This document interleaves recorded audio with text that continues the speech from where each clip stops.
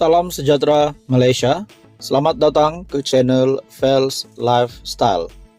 Tuan-tuan dan puan-puan yang amat dihormati sekalian, dalam sebuah artikel berita daripada Malaysia Kini yang bertajuk Cikgu Bad Gesah Siasat Rumah Anwar Didakwa Milik Tauke Misteri. Dalam artikel ini sudah pasti mempunyai satu unsur yang pasti mengejutkan ramai, disebabkan terdapat nama Perdana Menteri yang disebutkan. Artikel berita daripada Malaysia Kini bertajuk Cikgu Bad Gesah Siasat Rumah Anwar Didakwa Milik Tauke Misteri. Berita sepenuhnya.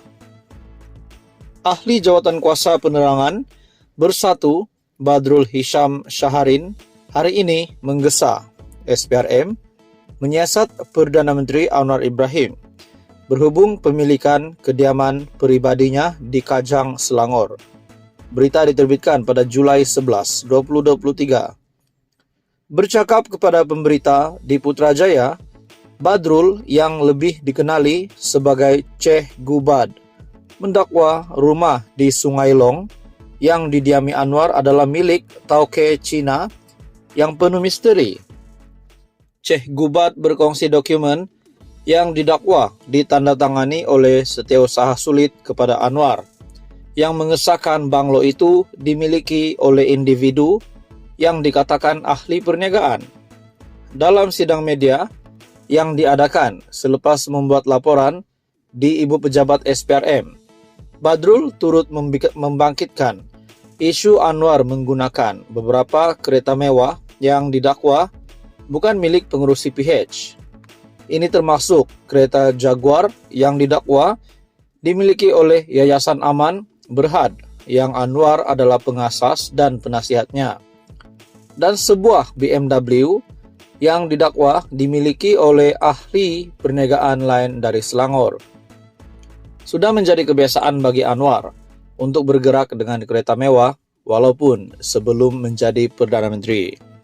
Bagaimanapun, tiada rekod mana-mana kereta dalam senarai asetnya yang diisytiharkannya, katanya. Menurut Badrul, Anwar sepatutnya berhenti bercakap mengenai ketelusan jika pada masa sama menggunakan premis dan kereta yang bukan miliknya. Jadi persoalannya, jangan sembang soal ketelusanlah Anwar. Kau duduk pun rumah Tauke Cina yang penuh misteri, dakwa Badrul. Selain itu, Pengerusi Muafakat Nasional MN Negeri Sembilan itu juga mempertikaikan sebidang tanah di Port Dickson yang dibeli Anwar pada harga RM 1 juta tahun lepas. Malaysia Kini telah menghubungi pejabat Perdana Menteri untuk mendapatkan ulasan. Tuan-tuan dan puan-puan semua, adakah ini hanya bermotif politik ataupun niat jahat di samping PRN yang bakal diadakan? Adakah ini fitnah semata-mata untuk mengenakan Perdana Menteri Datuk Seri Anwar Ibrahim? Akhirnya semua ini menjadi persoalan. Teruskan bersama di dalam channel ini untuk info yang seterusnya. Mohon bantu channel ini dengan menekan butang like. Silakan share video ini dan tekan butang subscribe.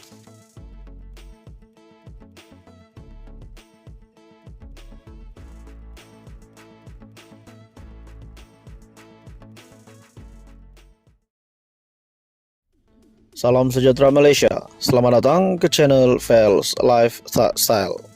Tuan-tuan dan puan-puan yang dihormati sekalian, dalam sebuah artikel berita daripada BH Online, kita bentang karpet merah dari lapangan terbang sampai ke hotel jika benar ada individu mahu melabur RM500 bilion di Langkawi.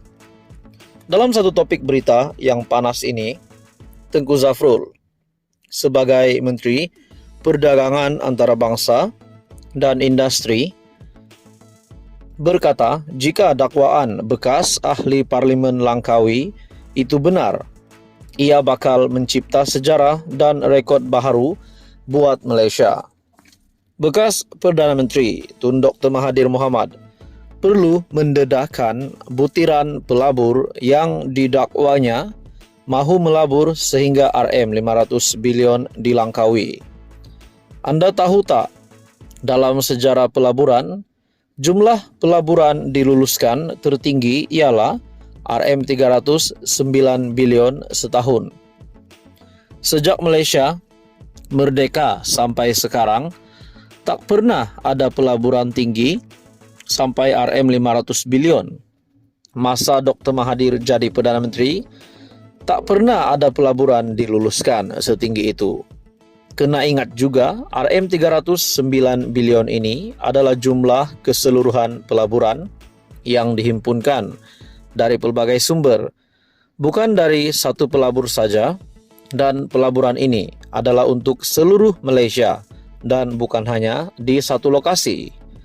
Jika betul ada satu pelabur sanggup labur sampai Rm500 bilion di Langkawi saja, ini bakal jadi rekod baru di Malaysia, katanya dalam satu penjelasan menerusi video di Facebook beliau. Sebagai menteri yang menjaga pelaburan, Tengku Zafrul berkata, andai benar dakwaan pelabur ini wujud, kerajaan akan mempermudahkan kemasukan pelaburan ini. Saya tak kisah siapa yang membawa masuk pelaburan itu, sama ada Dr. Mahathir, kerajaan atau pembangkang. Sebab kalau ada pelaburan masuk, yang terima manfaat adalah rakyat. Jadi, saya nak minta jasa baik Dr. Mahathir kongsi butiran pelabur ini. Sedangkan pelabur nak melabur juta-juta pun kita sambut dengan tangan terbuka. Ini kan pula nak labur Rm500 bilion. Memang kita bentang kapet merah dari lapangan terbang sampai ke hotel, katanya. Dr. Mahathir pada satu program bual bicara anjuran proklamasi orang Melayu di Pusat Konvensyen Shah Alam Sabtu lalu mendakwa berjumpa dengan pelabur yang berhajat melabur Rm500 bilion di Pulau Peranginan Popular itu, namun tidak mendedahkan individu berkenaan. Ada orang nak melabur, mereka jumpa saya. Mereka kata nak melabur di Pulau Langkawi sebanyak Rm500 bilion. Tetapi katanya tak ada menteri yang sudi jumpa dengan dia. Selain itu, ada juga seorang lagi datang jumpa saya, cakap nak melabur, tetapi tak ada layanan juga. Jadi sebenarnya bukan orang tak nak datang melabur. Orang nak, tetapi kerana tak ada layanan, mereka pergi ke Indonesia, Vietnam dan Filipina, dakwa Dr. Mahathir, seperti dipetik dalam laporan media. Tuan-tuan dan puan-puan, persoalannya apakah yang dinyatakan Dr. Mahathir ini adalah satu perkara yang benar atau hanya rekaan semata-mata untuk mengubah pandangan rakyat ataupun netizen kepada kerajaan, kepada barisan kepimpinan menteri-menteri di dalam kabinet kerajaan perpaduan. Namun, itu semua menjadi persoalan. Pada akhirnya, Tengku Zafrul sebagai Menteri Perdagangan Antarabangsa dan Industri membidas kenyataan Tun Mahathir, memberikan pandangan terhadap kenyataan Tun Mahathir di mana beliau perlu mendedahkan butiran pelabur yang didakwanya mahu melabur sehingga Rm500 bilion di Langkawi. Tuan-tuan dan puan-puan, teruskan bersama di dalam channel ini untuk info yang seterusnya. Mohon bantu channel ini dengan menekan butang like, share, dan subscribe.